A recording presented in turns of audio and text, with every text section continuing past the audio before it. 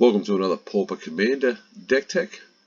This deck tech is based around Mr. Orfeo, the Baulder. His ability is whenever you attack, double target creatures' power and toughness at the end of the turn.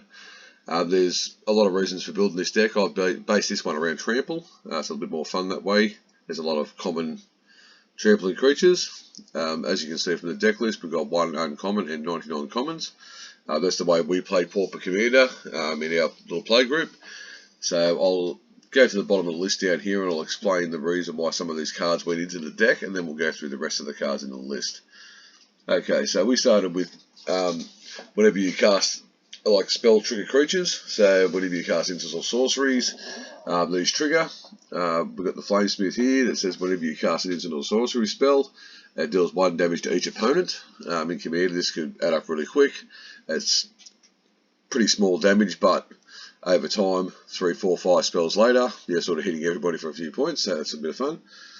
Firebrand Archer does pretty much exactly the same things. Whenever a non-creature spell, there's a lot of non-creature spells as well as instants and sorceries in this deck, so they go well together. Pyro Centratops. This creature is great. Whenever you cast a non-creature spell, put a 1/1 counter on him, and he actually has trample. So that's a lot of fun too. You gradually build up over time, become a very big threat. Okay, so the creatures that we use with Mr. Orfeo, these all have trample, or some form of helping another creature with trample. So we went with the War Brute because it has enlist and it has trample. We have quite a few large power and toughness creatures in this deck. So enlisting, you can tap that creature to boost this creature as well, which just makes it a bit more stronger. Always love this card, this Mouldering Korok, because it's a 3/3 trampling lifelink, which is, with the boost spells in this deck, are actually pretty fun to gain a bit of life in Commander as well. The Crusher here, he can't be blocked.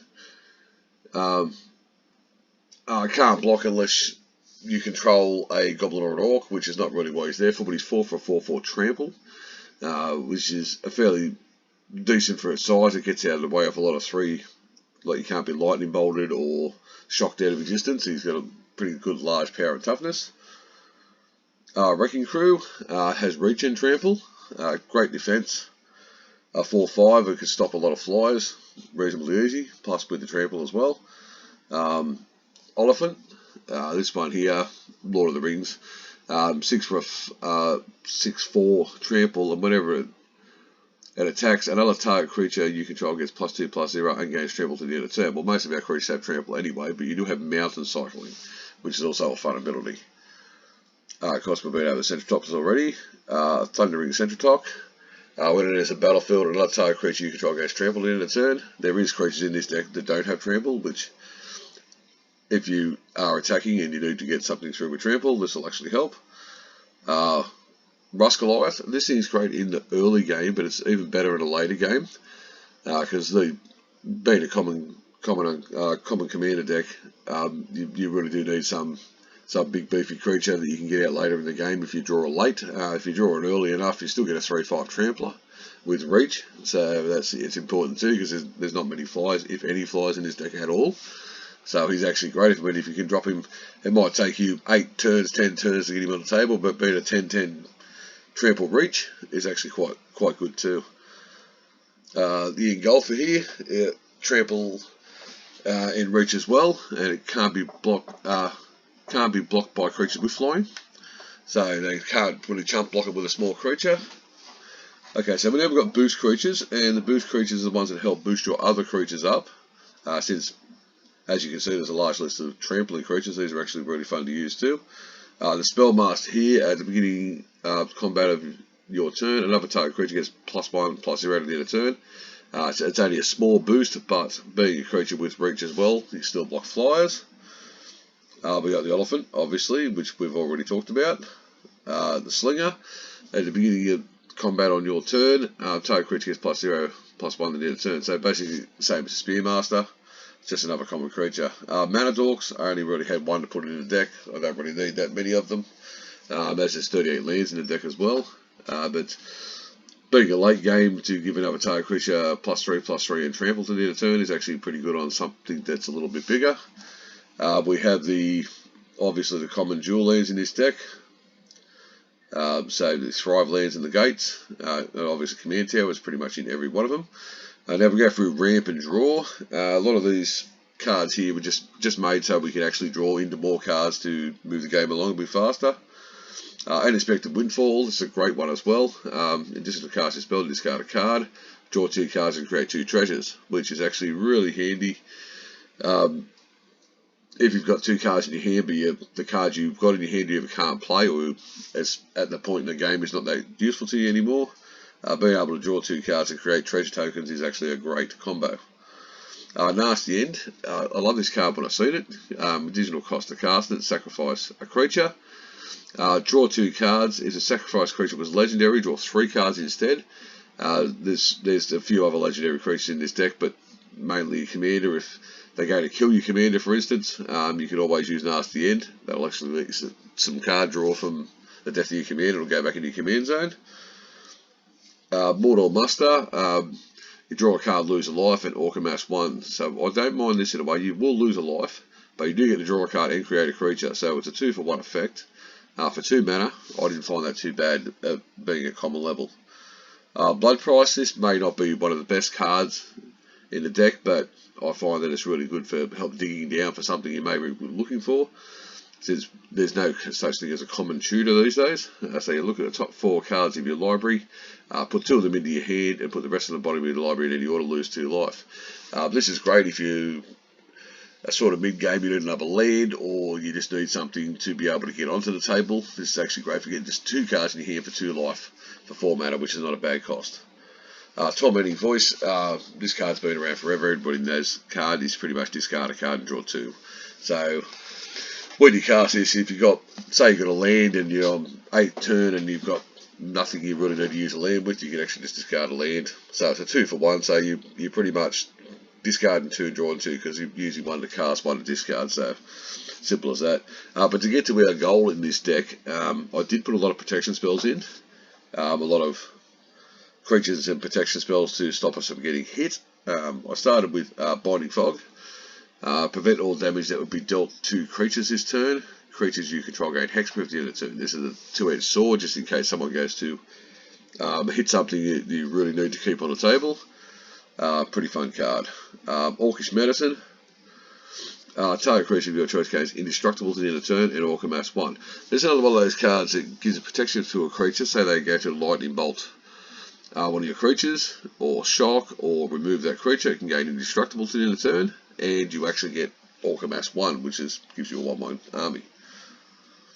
Darkness. Love this card ever since I've discovered it way back in the day when I was playing it revised. It was a Legends card at the time. Black Fog. Not many people expect it because it is not one of those cards that is commonly played, as well as Fog, I suppose. But great in Commander when you've got a lot of creatures coming at you. There's a lot of token decks in Commander, so this actually stops everything from hitting you that turn. Spore Frog, another one that is just a hilarious creature. The fact that it will basically be nicknamed the Fog Frog. So it does exactly the same as a frog. When you sacrifice it, prevent all combat damage to be dealt this turn. Supernatural Stamina. This card's actually great. If you put it on your commander, until end of turn, target creature gets +2/+0 and gains. When this creature dies, return it to the battlefield tapped under its owner's control. This is actually really good if they remove your commander before your turn, because it is an instant. But you can hit the combat damage as well by giving +2 with attack. So it's just but if they try any instant speed removal, you can hit this. It'll actually return, unless it's been exiled, it'll return it back to the battlefield tapped. So that sort of buys it an extra life.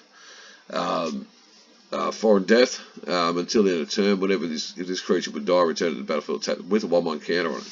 So pretty much like Supernatural Stamina, but actually bringing it back on the table with a 1/1 counter, which is actually handy with some of these large trampling style creatures. Thwart the enemy, prevent all damage that would be dealt this turn by creatures your opponents control. So if you're attacking, for instance, and they've blocked and they've killed one of your main creatures, we can prevent all the damage that would be dealt this turn by your opponent's creatures. So it may be a one-way battle there. You may be trading off creature for creature for creature, and this will stop your creatures from dying, but by stopping your opponent's creatures from actually doing any damage. So it's a one-way street.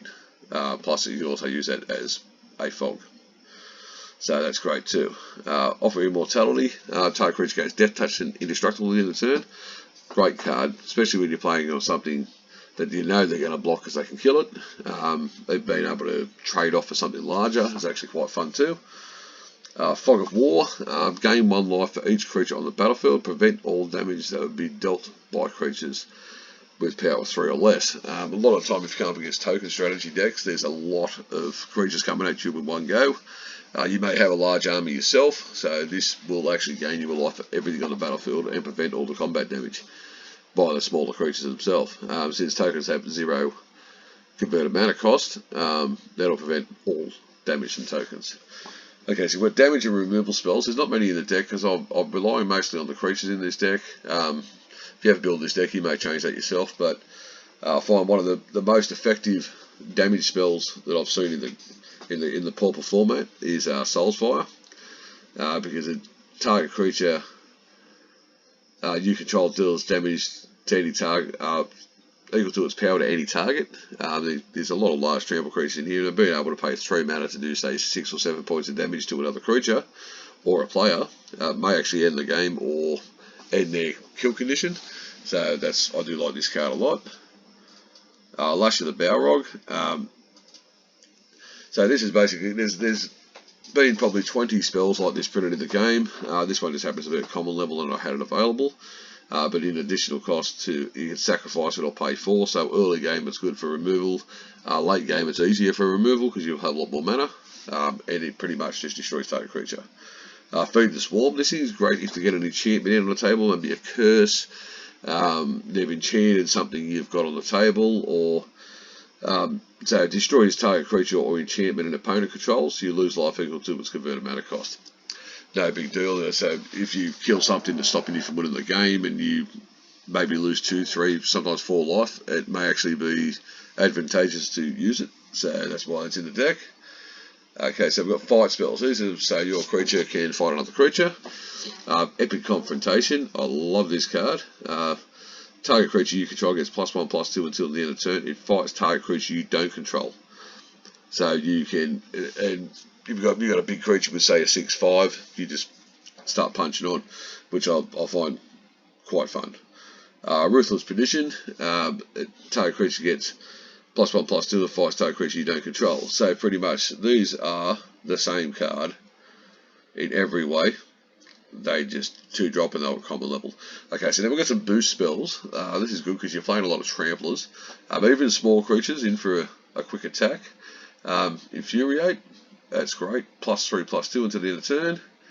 You've got Essence Infusion, gives it 2 +1/+1 counters on target creature you control that gains lifelink to the end of turn. Especially with big trampling creatures, this could be great for getting that life right near the end of a game. You're trying to survive an attack you know is coming. This may actually get you 6, 7, 8 life, so that's actually quite good. Plus it puts 2 1/1 counters, not just a +2/+2 at the end of turn. Giant Growth, this thing's been around since day dot. It was in alpha. Target creature gets 3/3 to the end of turn. It's one of 3s, so actually great card. Titanic Growth, very similar. Costs an extra for an extra +1/+1 over Giant Growth, but sometimes that matters as well, especially with trample creatures. Okay, so we'll go through the rest of the deck now, and there is 38 lands in this deck, and there's a reason for that. There is a few landfall creatures in this deck. Okay, the Hellhound, whenever a land enters the battlefield under your control, it gets +2/+2 to the end of turn. It's pretty much in there as a cheap creature. Gingerbrute, I love this card when it first came out. I still love this card now, even though it's just been reprinted. In Wilds of Eldraine, it's 1 for 1/1 haste, and you can pay 1 that says this cannot be blocked except by creatures with haste. In late game, if he's not much use anymore, you can always pay 2, sacrifice it, and gain 3 life. A lot of the times when it was in standard, which is again now, a lot of people used to block with it, then pay 2, sacrifice it, and gain 3 life. So it's pretty much a life gain on a stick, and you can use it as a blocker. Fun little card. Blight Blade, Death Touch. I always include Death Touch wherever I can because a lot of people will not block a Death Toucher. Being a 1/1 Death Touch, you may trade off with a 8/8 creature for 1 mana. So that's the reason why that's in there. Wildwood Tracker, whenever he attacks or blocks, if you control another non-human creature, it gets +1/+1 to the end of turn. So it may only become a 2/2 to the end of turn, but there's a lot of non-human creatures in this deck, obviously. So he's just basically a 1 for a 1/1 that if you have other things out, even if you've got, say, a Ginger Brute or a Hound, it's a non-human creature, so he'll actually get 1/1 bigger. Creeping Bloodsucker, this thing is actually fun. So as I said, at the beginning of your upkeep, it deals 1 damage to each opponent. So if you've got 3 opponents in the game, it does 3 damage, and you gain life equal to the damage dealt this way. And now this is a great card. When it comes to a common, this is pretty unbeatable for what it can actually do, because you're paying 2 mana. So a lot of time with this creature, you're not going to really be attacking with it. It'll be sitting on a table, just gaining your life. Now, even if you've only got 1 opponent, they're still taking the damage, you're still gaining the life.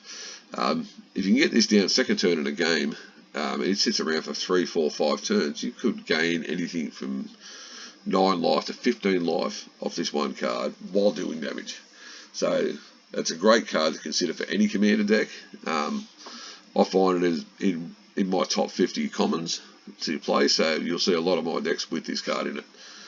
Okay, we've been over the Flamesmith, we've been over the Archer. Nectarpod, this one is whenever a land enters a battlefield of your control, gain a life. A simple life gain to keep yourself going. Okay, 7 Dwarfs.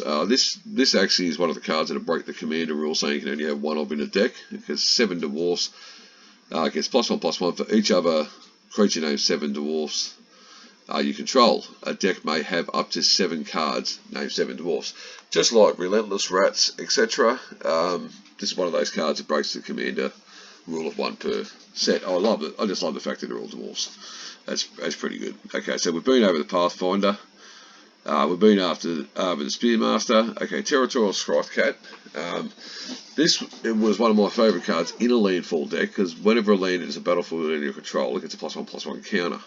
It also has Trample, which works in well with Mr. Orfeo. But it'll actually build itself over time. If you can get it out early enough, and since this deck does have 38 lands, a good chance you're going to have a lot of lands come into play. Even if it's only 1 a turn, it's just going to keep building and building and building. It's a threat that will have to be answered by your opponent, or they will feel the pain from that. Okay, we've been over the Singer. Woody Roastmaster. Okay, whenever another creature enters a battlefield under your control, it deals 1 damage to each opponent. Now, you may only have 1 creature come into play on a turn, but there's a lot of spells that will actually put a creature into play. So, like putting an army into play if you don't have an army, like with Orcish Medicine, etc. This is just great for triggering that extra damage to each opponent. Okay, we've been over the War Brute. We've been over that. Been over that. Okay. This one here is just another Death Toucher. It's 4 for a 3/3 Death Touch. Again, people don't like blocking Death Touch creatures because they kill their creatures. And we have been over everything else on there. Okay, now we'll go to spells. Darkness we've been over. And Death, been over that.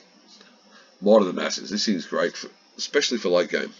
If you've got a Trample, let's say you've got 10 creatures on the table, it gets +1/+1 for each creature you control. Main reason I went in this deck is the big Tramplers. So, yeah. Even in being able to get an extra 3, 4, 5 damage for 1 mana is great.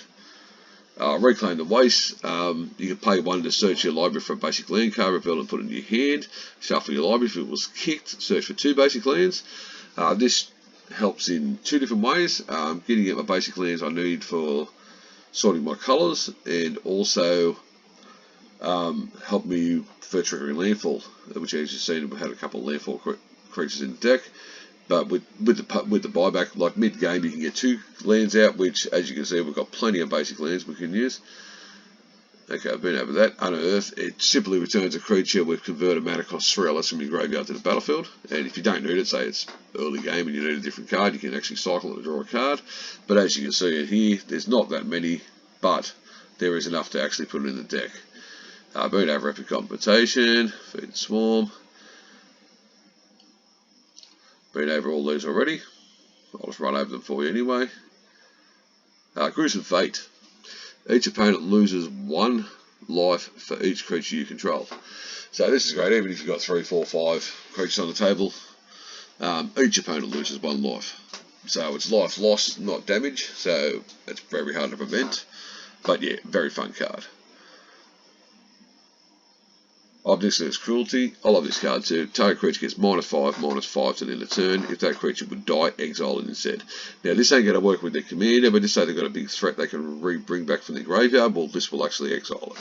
So very fun card. Dwarven Reinforcements. I just like the fact you can get 2 for 4 mana, you get 2/1 bodies on the table, which is a bit of fun. Okay, we only have a couple of artifacts in here, both equipments. This enters the battlefield, attaching to target non-human creature you control, which is most of the creatures in the deck. But the creature gets +2/+1. Basic equipment, but still a bit of fun. Same with the blade. Scavenge Blade. When it enters the battlefield, attached to a creature you control, equipped creature gets +2/+0. So basically just beefing it up a bit.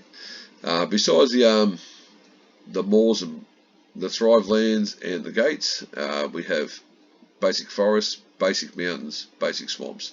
You do need to have basic lands in the deck. You can't be all non-basic, but that's the basics of the deck.